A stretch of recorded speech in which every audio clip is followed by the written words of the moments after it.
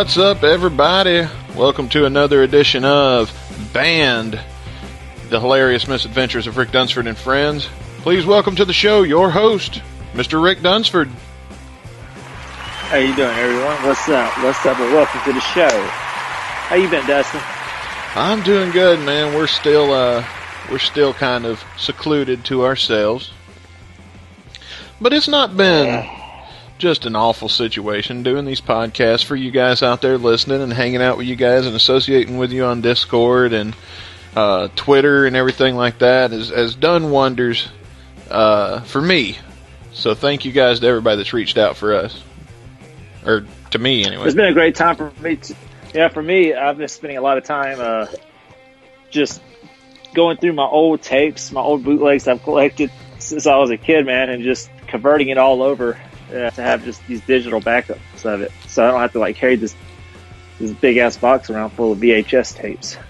And you know what's cool about that is that this is your footage that you shot and that you own. Which means maybe you guys might get something edited in tonight that the world has never heard before. It's possible. Well, we'll see. Well, I've got I've got probably about 30 to 40 hours worth of footage just from one show, and then I've got hundreds of hours of just footage, man. It's just ridiculous. I have to go through. I've got this big hard drive full of the stuff that I had later on, with a lot of shows later on that I was doing and going to. But yeah, I've got a huge catalog, and sadly, I don't have anything Guns N' Roses that's not circulated. So. But in the box, so I know I'll get asked that. But we'll cross those bridges when we get to it. So that's a good reason. If you guys are punk rock fans of the genre in general, you're probably going to want to stick around for this episode because we're talking about the Graves years. And what we mean by that is there was a point in Rick's life where your occupation was you were the tour manager for Michael Graves and his various post-Misfits bands. Is that right? Yeah, it was I booked him a tour, and I went on tour with him for I did a mini tour with him, and then went into the studio, and there was a lot of recording going on with a lot of video recording going on. But yeah, I started off just. I worked with probably from 2003 to about 2011, 2012, man. I spent a lot of time with that dude. Yeah, and that's what we're going to talk about today. But we're going to start out. Before we get started, we want to tell everybody that's interacting with us on Twitter and Discord and on YouTube in the comments and things. We want to thank you for being there with us. And we also want to say a quick thank you to Matt Kennedy for joining us for the last week's episode. That's one to go check out if you haven't already. That was really cool to me. That's one cool thing that's came out of this show is that getting to talk to Matt again for the first time in 10 years. It always cracks me up though, because with Matt is when you and Matt, whenever we get all three of us get together, man, it's just I don't know, man. I just can't keep a straight face. I'm laughing the whole time, and it's I'm either putting you guys up to watching these ridiculous videos on the internet, or which reminds me, Rick has sent me a ridiculous video from the internet. Now let me tell you guys something. If anybody out there knows Rick, and Rick sends you a video and says, "Oh man, dude, you got to check this out. This is gonna be great. You're gonna love it." I'm going to tell you 9 times out of 10, this is some kind of fucked up weird shit that's designed to freak you the hell out. And the thing is, I never watch any of these videos. I can't watch them. I get sick. I've got I can't handle nothing disgusting, or I can't handle too much gore. As I got older, man, I used to love gory movies. I can barely handle them. I was about to say, man, there was a time when you were watching Cannibal Holocaust. Yeah, I would find out, man, what's the craziest movie ever made, or what's the what's the most fucked up movie ever made? Then you get this list. You're like, okay, I got to check this out. Okay, I wish I wouldn't. I've never watched that movie. Now I've got to tell everybody I know to watch this movie and screw up their lives. And then the cycle just goes on and on, man. Just you ruin lives with this stuff, man. And there's what is that, Siberian film or whatever that thing's called? You know what? That was the one that I tapped out on. I made it through the Human Centipede. I already knew when most of the videos that you would send me on the internet at first, I was sending those to people a long time ago. So I would see the warning signs. Like I'd hit play, and then as soon as it would come on, like that time, like those 3 or 4 times you've tried to send me Two Girls, One Cup, and I open it up and I see the beginning. I go, nope, I know what this is. And to this day, you still get those videos, don't you?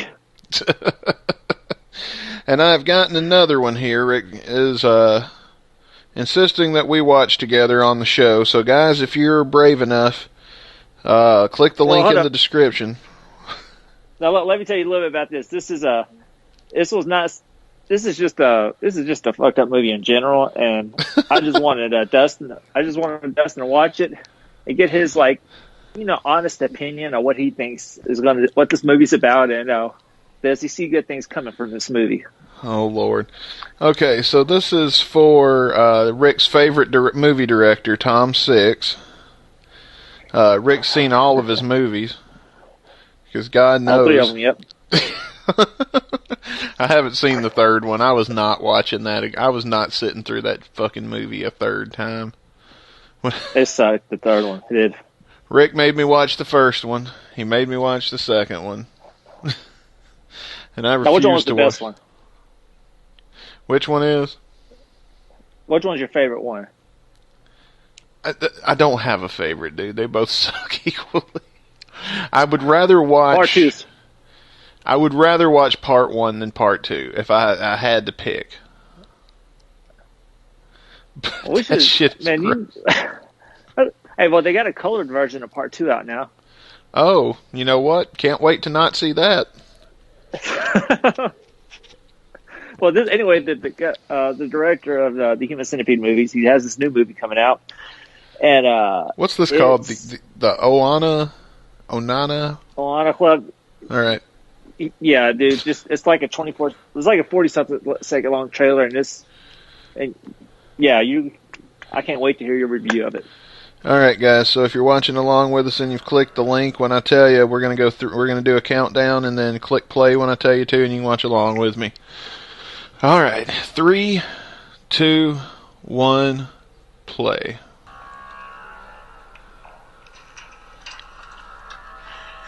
Okay, so we see a creepy old lady. 9/11. Oh, great. So, a woman... Oh, Lord. These old ladies are masturbating to 9/11. What the fuck? This ain't even creepy, it's just weird. And then the one's just watching.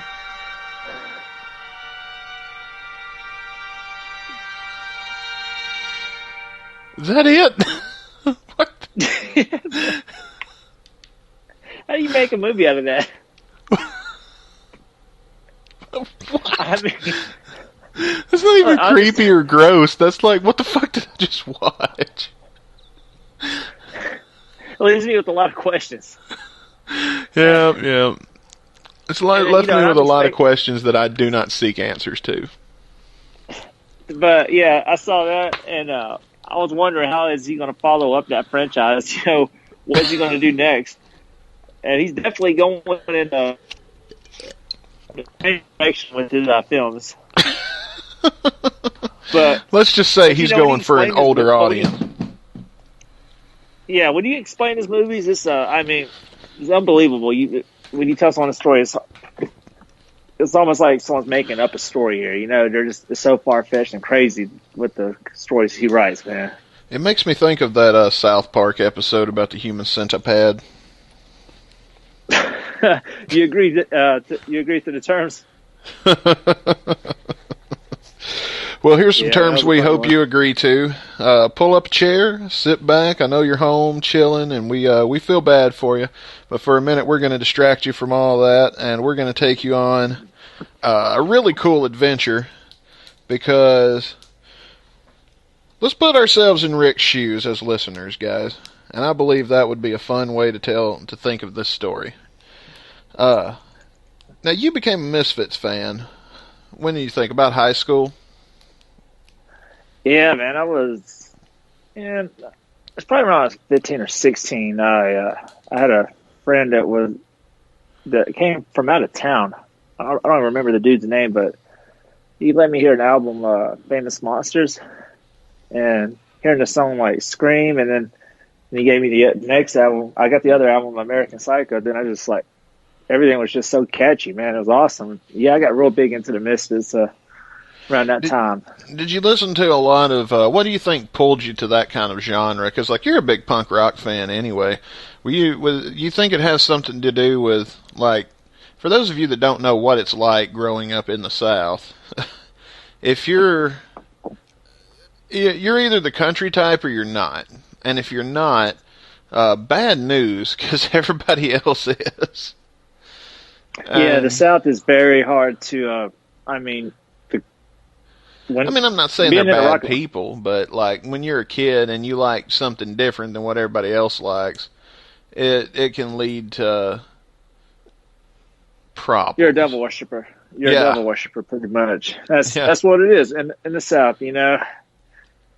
And do you think that's what kind of pushed you to kind of like growing up in that environment? Do you think that's what kind of brought you into listening to more of the pissed off kind of music? I would say so, because I was pretty pissed off as a kid. I mean, you know, as you were talking about, growing up in the South, I remember being 9 years old going to see Kiss in Tupelo. I remember my teacher was so disgusted and angered by the fact that I was going that she made my parents come in for like a parent-teacher conference and expressed concern that I was she was afraid that Satan's taking over me and that I'm going to see this in the flesh. And my parents were like, "Yeah, we're taking." I'm gonna have to pause. I'm gonna have to be the asshole right here, Rick. I'm gonna have to tell you to pause that story. Oh yeah, okay. There's a Kiss episode coming.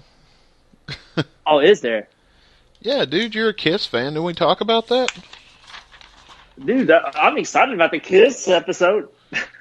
Okay. Well, I had that in our schedule.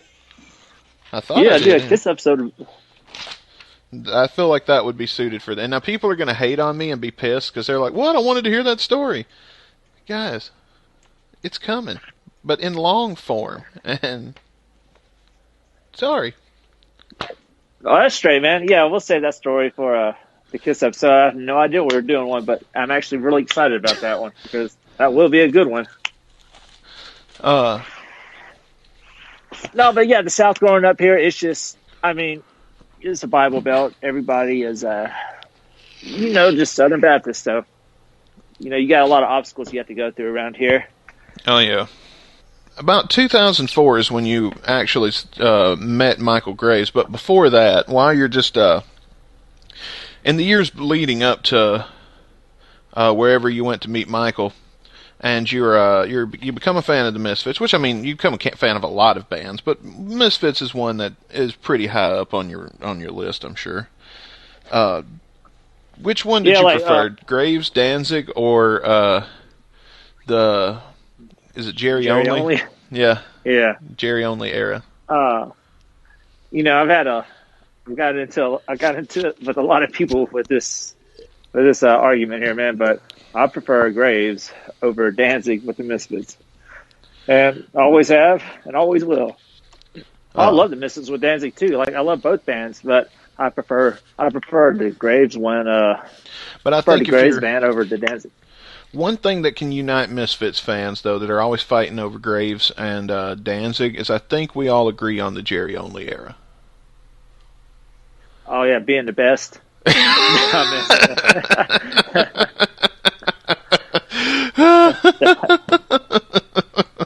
Project 1950s, man. Come on. I remember being real big into Famous Monsters, American Psycho, and Cuts from the Crypt. And then when I was looking up, me getting into this band really, really hard like this, I was looking up where they're going on tour at. Upon researching the band a lot more, you see that Jerry Only's the singer now. What happened to this guy singing? I wasn't real big on the Danzig part yet, but so I started looking up Michael Graves, and that's where I found out that he had just started a metal band called Gotham Road, and that's really my first time just interacting with Michael and getting into that like underground like punk rock horror scene a lot. Yeah. Did you go see Gotham Road? Yeah, it was in 2004. I remember it was the night before I was in Little Rock, Arkansas seeing Metallica. Then the next day, drove to Nashville, and we went to go see Gotham Road at a venue called the Muse. How was Metallica? Yeah, honestly, I preferred the Gotham Road show over that one. I really did, man, because, dude, when I was at the Metallica show, I was thinking, like, man, I can't wait to go see Gotham Road tomorrow. This is, I was just more focused on seeing a show that, you have just, like, 15,000 people in this place, and you're going to have less than 50 people at this show. So, but, I remember going up there to Nashville to the Muse, and then, and when I went, I had a camcorder, and I recorded the whole entire show. And that's what I did at all my shows, but that I went to. But you can find the video on my YouTube though. It's that's my first time ever seeing Gotham Road live, and it was really a change. That really said that day right there changed a lot of stuff for me in life. How did you end up meeting him after the show? Dude, when you're playing like these little small clubs, these little punk rock clubs, I mean, after the show, they're at the merch booth, so.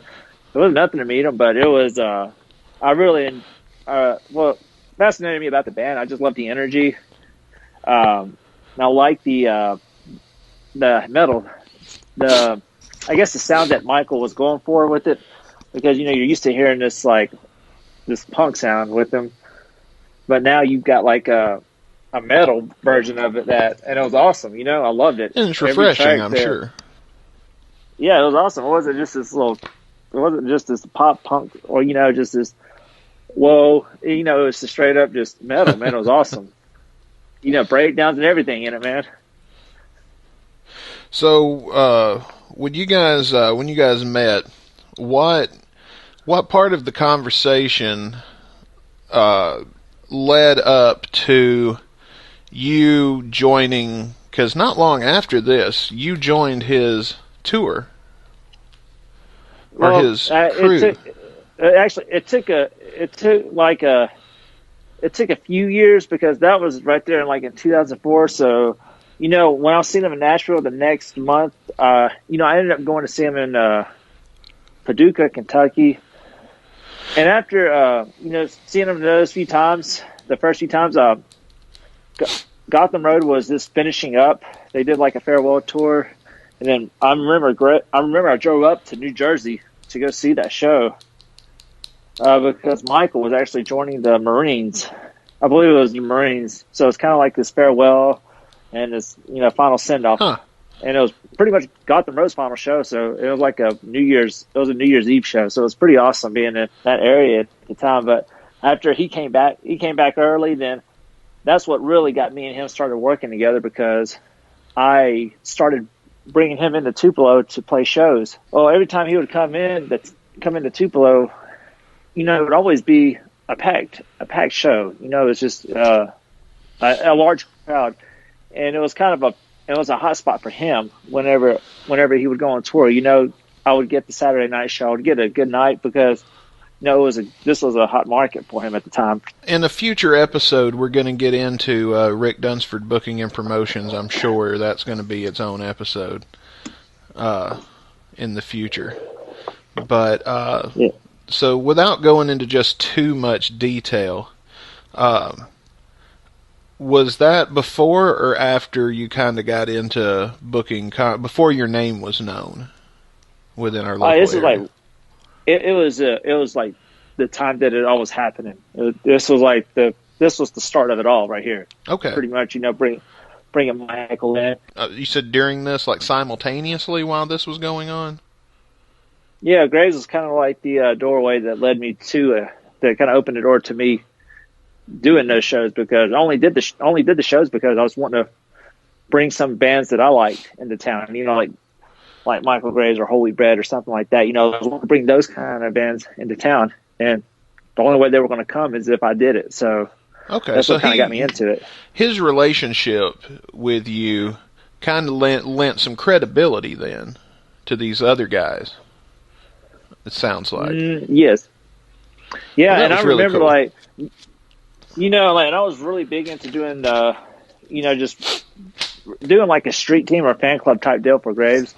And we would always talk back and forth with ideas. And I remember he invited me and some friends to come up to Little Rock in 2006. I believe it was 2006. We went to Little Rock and went to got to hang out with him at his hotel. And I brought the camera because I thought it'd be nice to have like a cool, like exclusive, like little rehearsal, intimate setting. Why did you go to Little Rock?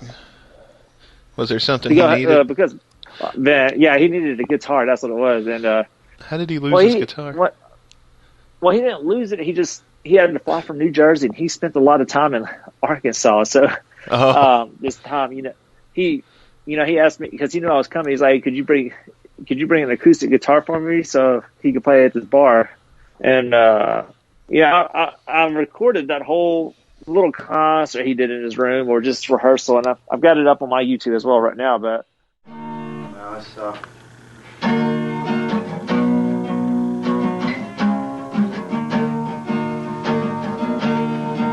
and this guitar just met, so it's like, what are you doing to me? I'm not used to this. Which songs are you playing? Who are you? You don't own me. You don't own me.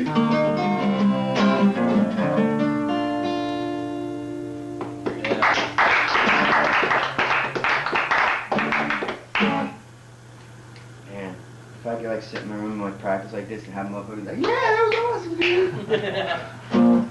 That right there, it's really just got the wheels rolling with me and him working together, because he brought me in to book him he wanted a Southern tour booked because he was going to record an album with Damien Eccles of the West Memphis 3. We're getting into that in just a minute. That's in the timeline for us to talk about that. We've got a little bit before we get that far, though. We got to back up a little bit. Okay. Because when you were talking about that you set up the street teams for Michael and stuff like that. When you did that, who designed the posters and things that you guys would hang out? Well, because punk rock is known for its very homemade looking posters, which adds to the charm of it. Don't get me wrong; I'm not insulting it or anything. That's what that genre is. You know what I mean? That's part of it. Yeah, man. I remember I used to just throw something together, and then as I went on with doing the shows, I had my wife. She was really good at making designs, and then I would have I had some buddies up in New Jersey to make some designs for me. So, I always had people helping out, and we always come up with a cool poster or something, as it went on.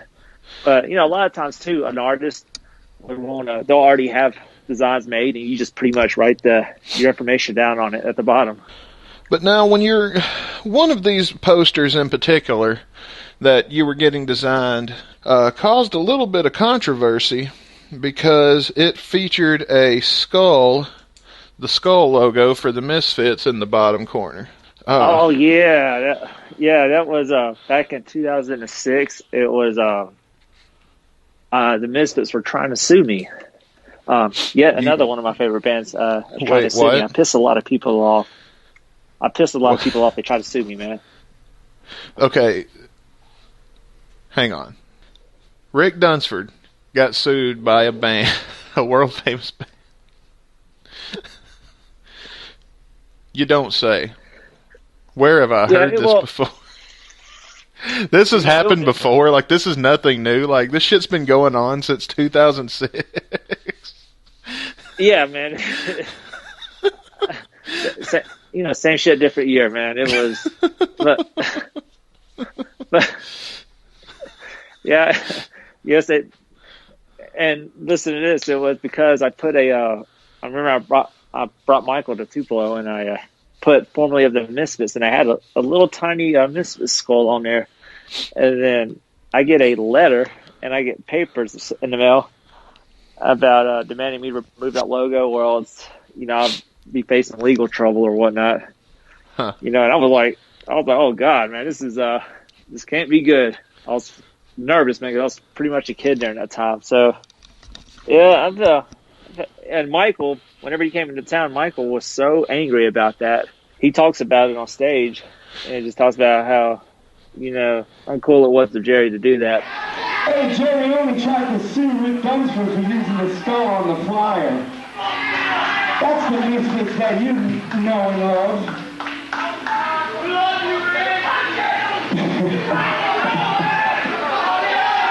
I'm just starting trouble, that's all I'm doing. That's all. But you know what? It's just Rick Dunsford has worked so hard to get us here and has taken such good care of us. For him to get a phone call from the Misfits lawyer saying, "Oh yeah, this was Misfits lawyer. We're going to sue you for using the skull on your flyer because Michael Graves is coming to town." That's fucked up. He didn't need to make that phone. And I'm the fucking asshole. I'm the one that everyone says is the asshole. How did that end? Did they ever take any kind of legal action with you or anything like that, or? No, because I bitched down and took the face off took the skull off the flyer.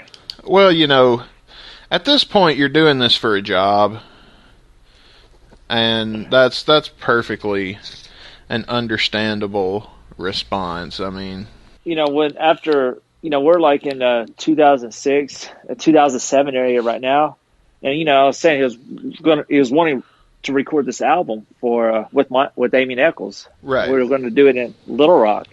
So I ended up booking him like a small acoustic tour, and it was him and two other members, Jason and Quincy.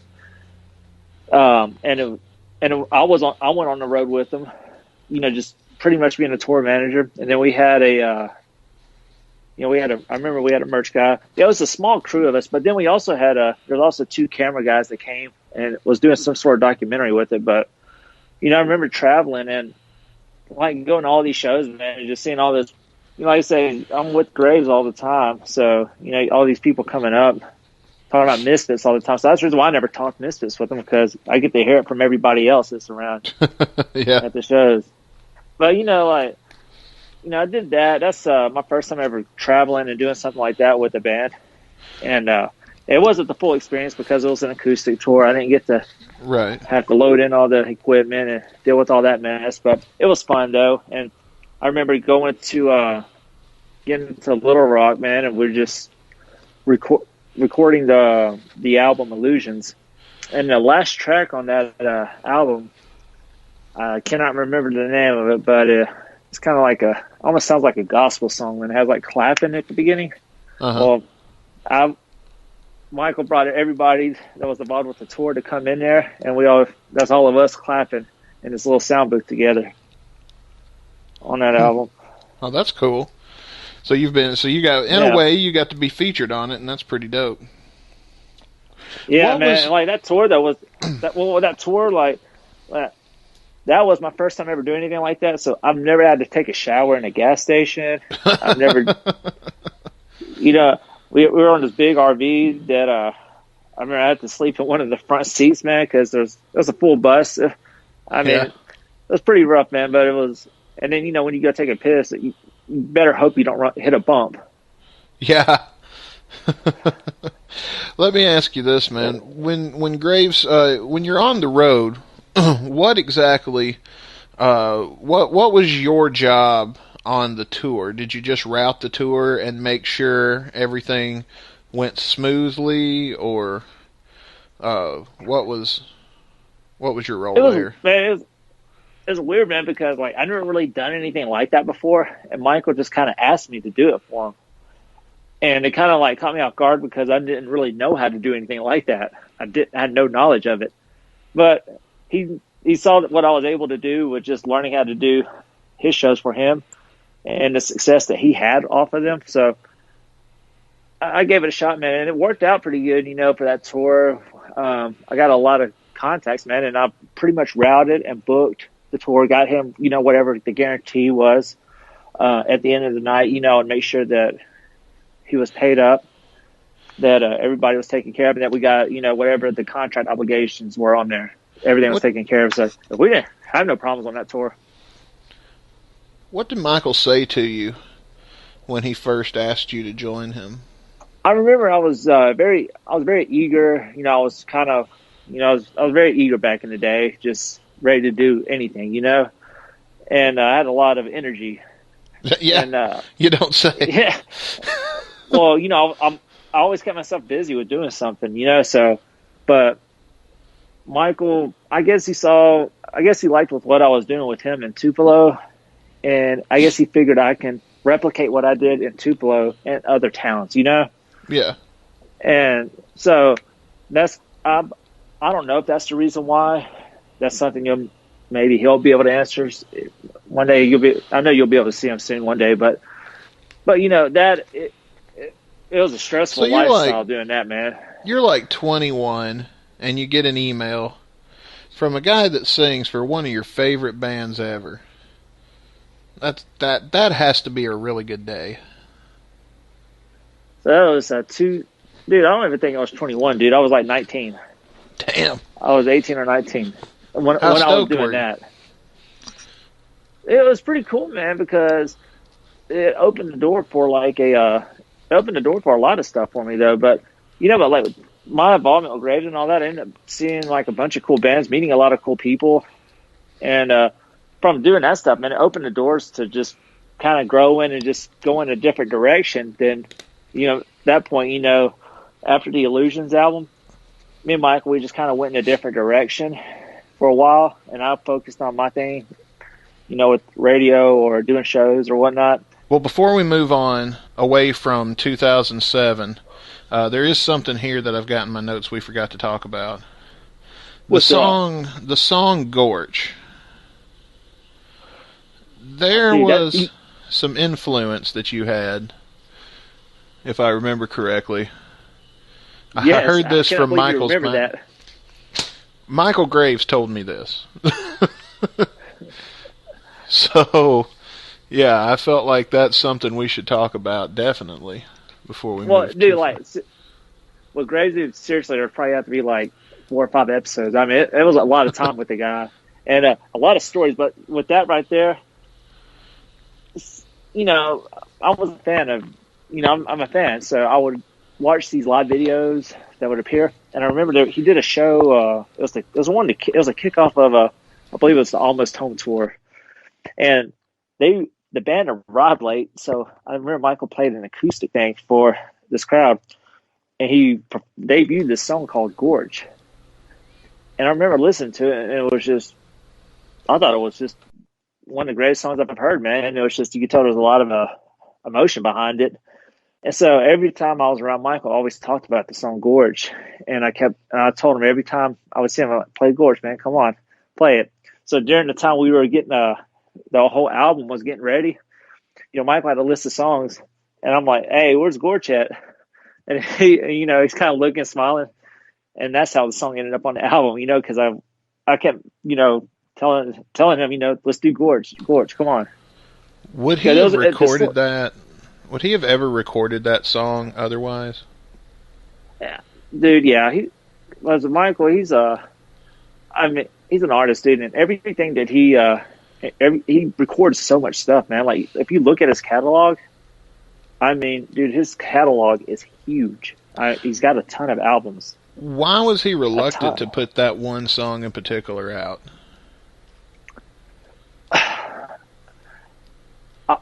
I feel like that's his story, and the reason I say that's because it's because it involves a tragedy. Okay, and, that's fair. We'll move on. And I just don't want to. No, I got you. It doesn't. When you got to think about like this too. You got like there's like an emotional something. It was like a major emotional attachment with it. So with an event that happens in life, it just I didn't it's hard think for of people that. to. when I asked the question, I didn't think of that, so let's just skip over that and keep going. He might tell you, but like I said, that's his story, man. But that's the reason why I was that's another reason why I was really into the song too, because it was a great song. It has a real attachment to it, like it's about something real, like very real, yeah. And you can that kind of thing comes across. Yeah, so that right there, whenever we're in the studio, I don't even know the titles of all these guys I was with, but I was sitting right there, and every time they would record, I'll see the channels they would record on, what they were labeled as. And so when they're going back, they're trying to figure out, all right, what channel was Gorch on? I'm like, it was over here on this channel right here, and I hit the button. So they used me as a reference guide for all this stuff for whenever they were recording each instrument. That's pretty cool. Now we're gonna if we fast forward a little bit, we're gonna do a Quentin Tarantino. I'm gonna give you guys whiplash because I'm gonna throw you way ahead, then I'm gonna pull you way back again. Rick Dunsford gets sued back. She likes it. That's the way all of your mothers like it out there.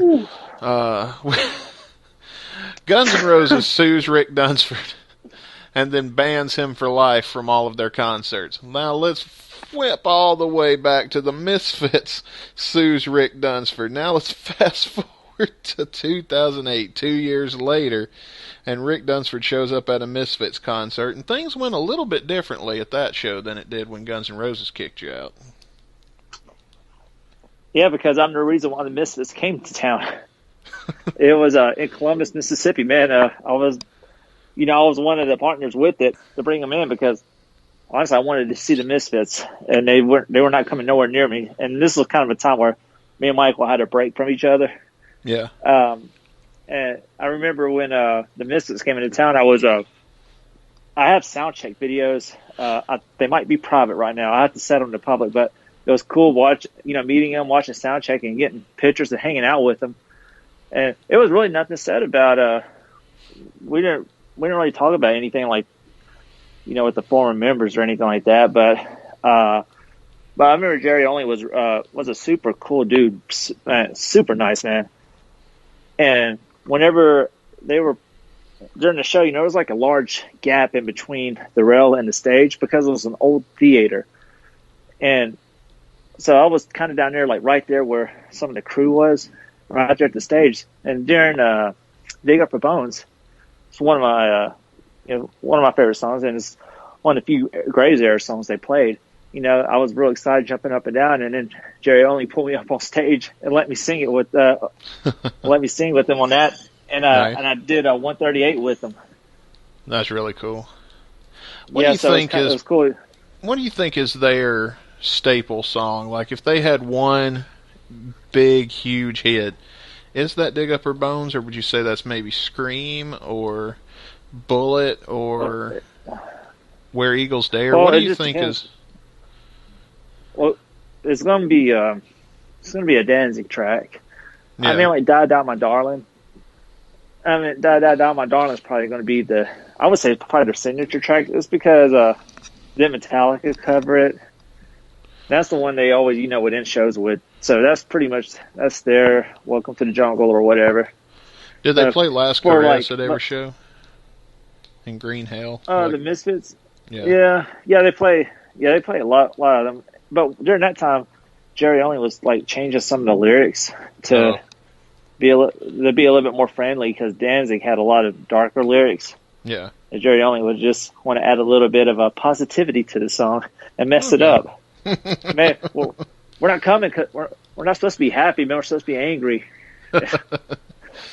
Yeah. And Jerry Only's like, let's just paint this up. Let's change those lyrics to the song and turn it into a children's happy song, man. It's funny, man. It's ridiculous. I find out that Michael has a new gig, and he's going to be the singer for Marky Ramone.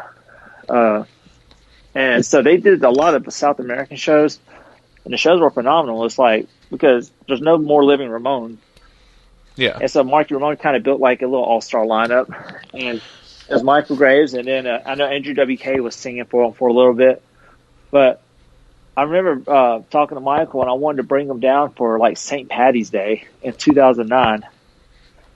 And it's our first time talking in like over a year, man. And Michael knows that, I could do something with this if I had it, Yeah. So, he talked to Marky for me, and I ended up getting their first U.S. show here in Tupelo. Oh, that's really cool, man. I know what was funny, though, picking them up at the airport, man, just seeing Marky Ramone in person for the first time. I mean, dude, it's a wig. Dude, you know what's funny? I literally just wrote down, I was waiting for an opening so I could ask you, did you ever get to see Marky Ramone without his wig? No, man, I never saw it, but like, I remember, dude, he had to have. Have you ever asked Michael what it was like to see Marky Ramone without his wig? Man, I don't know. I didn't really talk about Marky Ramone a whole lot either with him, man. I didn't There's talk one about time the you good stuff, did. Think real hard. There's one time you asked Michael, and he had a pretty funny response. You remember? It was when you and me... It was in Birmingham, Alabama, on his birthday when we were hanging out. Not to fast forward, we'll get to that story, but you remember when you asked him about what it was like to see Marky Ramone without his wig? Oh, what'd he say? You don't want to tell it? Or do you not remember? Okay. I really don't remember. Dude, there's reasons why I don't remember that night, but I don't remember. He said he said it's like the Wizard of Oz, everybody wants to see the man behind the curtain until they see the man behind the curtain. Oh, until they see it. He's like, don't let reality ruin, your fandom, and basically, see Marky the way Marky wants you to see him, because that's, Yeah, well, I remember, I knew that it was a wig, because... well, everybody knows it's a damn wig. Well, I know that, but, Like Gene Simmons, you can tell by looking. Whenever the Marky Ramone's Blitzkrieg came, I was so busy that day that I couldn't really attend to him the way I needed to, so I gave him the keys to my car. And at one point... I was walking out, and then they're just riding around, just having a blast. And I see Marky Ramone with his leg propped up in the front seat, and then Michael's driving. He's like, "What's up? Let's pimp my ride." Just playing around. So it was just funny watching Michael and Marky ride around. It was in a Ford Explorer too. Oh man! And look, here's another cool story with the Marky Ramone. We were driving back. We were going to the airport the next day. I rented a vehicle for him, like a travel van. So on our way back to Memphis, to the airport, that yellow sign that's on the highway that says Flicks, but it's like F. You know what I'm talking about? Yes. God. So we're riding down the road, and Marky Ramone nearly breaks his neck looking. It said, "Do you guys see that?" Because the sign looked like it said, it looks like it said "fucks." That's exactly what it looks like. I wish I had a picture of that sign. But every time I pass by that sign, man, I always think about that moment Marky Ramone said that. Now, 2009 is also kind of the year that you really go home, and things really start. The jets on this whole era kind of start to cool down. You come home, you probably get to working somewhere else. You start getting ready to settle into life and things like that. But I started. My kid came. Yeah. Yeah. But now, before we get on, we're going to skip ahead because that's kind of where most of that's going to end. But you said there's a Doyle story that happens kind of in the middle in about 2010, like a year later. Yep. Yeah. So this was probably not the last time, because there was one more time that me and Michael worked together, but I was doing a show here, and I was doing a show in Tupelo, and I was wanting to bring Michael back to do it. And during this time, Michael actually joined Doyle on stage at a Danzig concert in New Jersey, and they performed it's kind of like a reunited Misfit show. It was Dr. Chud on drums, Doyle, Graves, and then Argyle Goolsby on bass. So they did like a little Misfit set. Well, the whole thing was kind of messed up because Graves wasn't allowed to go backstage. He wasn't allowed to do his whole gimmick makeup and all that. So he had to go on stage just with the street clothes. And so I was kind of wanting something special for this show. So I was talking to Michael about, what if I can get Doyle's band, Gorgeous Frankenstein, to come to Tupelo, and then I get you here at the same time. And could I get you guys to do like a Misfit set that, that the fans didn't really get to have, or kind of like a reunited Misfit set? Well, Michael was very on board with it because he's real supportive of any idea I've had, That's what's great. He was a great friend. But but I think he knew how it was going to end. So I get in touch with Doyle. And let me tell you, this was like one of the weirdest calls I've had. I've had a lot of weird calls, okay? I've had a lot of just effed up calls. Oh, you have? This one right here, this one takes the cake right here. So at the time, Doyle's wife was Gorgeous George. You remember her from WCW? WCW? Huh, that's Yes. right. I forgot about that, but yeah, I remember that. So she answers the phone, and I'm asking to speak with Doyle, and you can tell she is not in her right mind. She's like messed up on something. Yeah. And she's just slurring her words. And she's like, "You sound nice. Who is this? Hey, what do you want?" And then I kept explaining to her what I wanted. She was like, "Yeah, man, is there money though? Can we get money for it?" And then you kind of hear Doyle in the background, and he takes the phone. He's like, "Hello," and he's so angry when he's on the phone. And I pitched him my idea, and he said he made a smart remark about Michael, talking about a demo Michael recorded with him. He said, "You heard the way he sounded when he sang that song? That's why I'm not playing with him." And then just hung up the phone. Angry. He was angry and yet a week prior to that, he performed with Michael on stage. So I don't know. So ever since then, I'm like, man, I'm not talking to Doyle again. You think he may? Well, now you got to be fair though. Look at what he was living with at that time. I mean, he could have just been having a bad day. Yeah, I mean, think I've about it. I've spoken to him before. You're a married man. You know what it's like to be married. Now imagine if she was like a crackhead or some shit.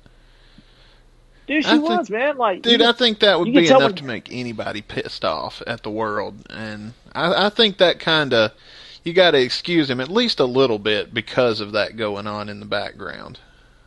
Yeah, and you could tell when he got on the phone, he was really aggravated with how his business was being handled with with the junkie, pretty much. But like I said, that wasn't my first time speaking with Doyle, but I can understand him being aggravated at that time. So I haven't spoken with him since.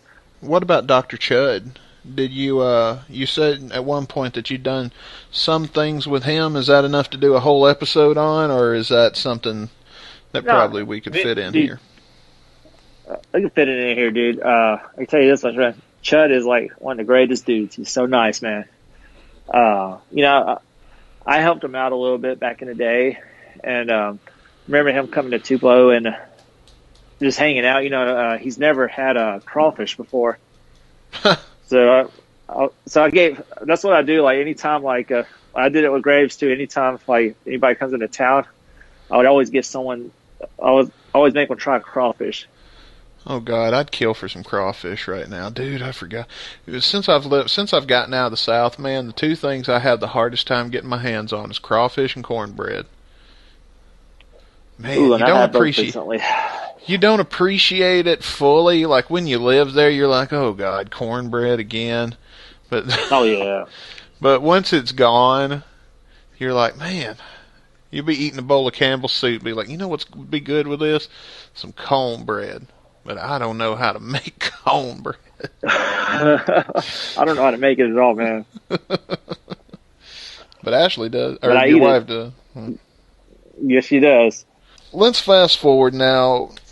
we're gonna, like I said, in the future we're gonna talk about your booking and promotions company. But one of the things it led up to, one of the big events it led up to, which is also coming in the future, it's going to get in a whole episode on its own, is the Minerva Festival. But the only thing we're going to talk about from that festival was Gotham Road. You actually got them to reunite for that festival. And Yeah. how did you go? How did you pull that off? Were they already reunited and touring together, or did you contact the people and kind of work it together? Was it a one-time reunion, or did they have a tour after that? It was just a one-time show. I used to be really close with all those guys. So, tell Michael, hey, you guys want to come play this for me? And they always did stuff for me, man. Like, just it doesn't matter. He was always real supportive. Anytime I had an idea or wanted to do something, Michael really didn't ask questions. He said yes. He was yes to everything and always did it, man. And he was like, really, honestly, man, my wife and Michael probably like really the biggest supporters he knows whenever I was starting off doing stuff, you know? Oh, yeah. Getting into this kind of life, you know, that's what I always say about Michael, man. He was very supportive and always helped me out all the time, man. So nothing but good things about that guy. What happened that made Gotham Road kind of split up in the first place? Life has just brought us in different directions, and it's the touring landscape is different. I don't know.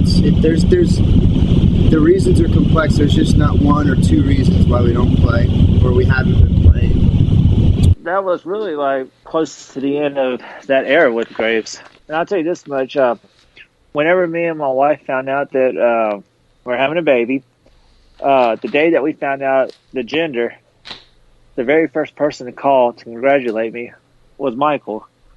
And I wasn't able to answer the phone because I was in the back at the time, but he called me and he sang a song that his mom sang to him whenever she found out that he was having a girl.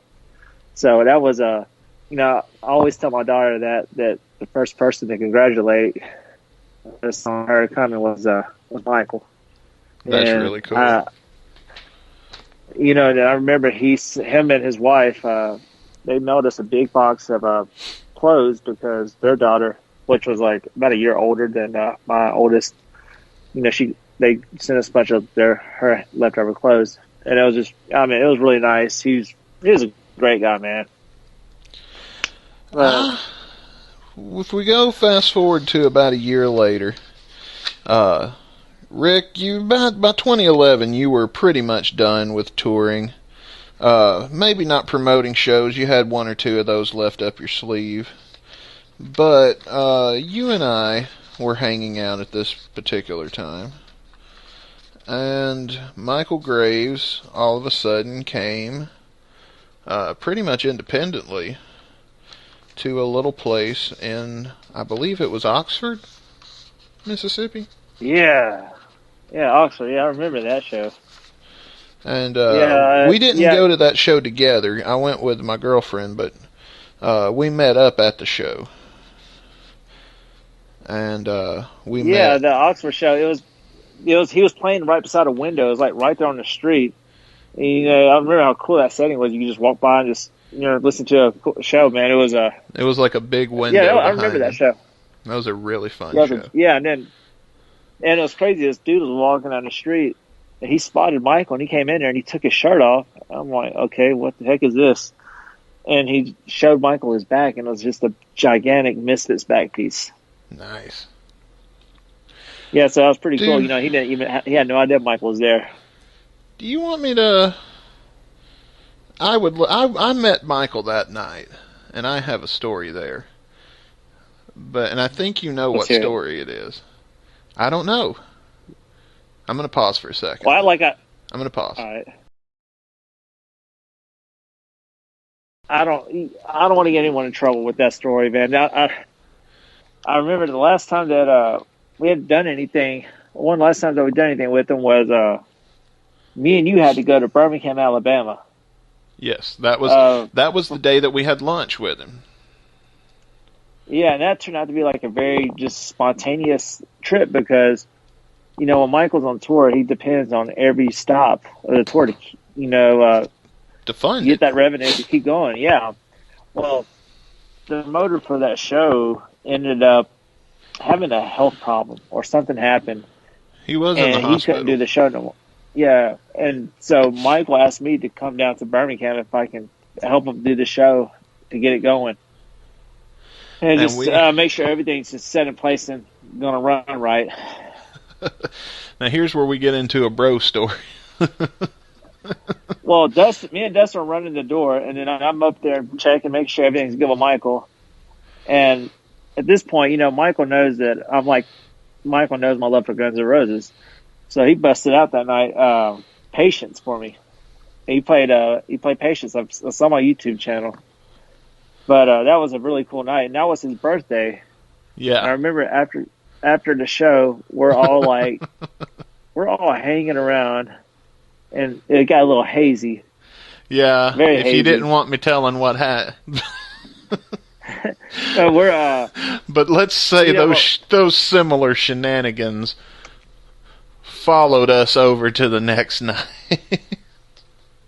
So we're out there just hanging out, and we're like, it was a pretty crazy night. It was fun. And so we all went our separate ways.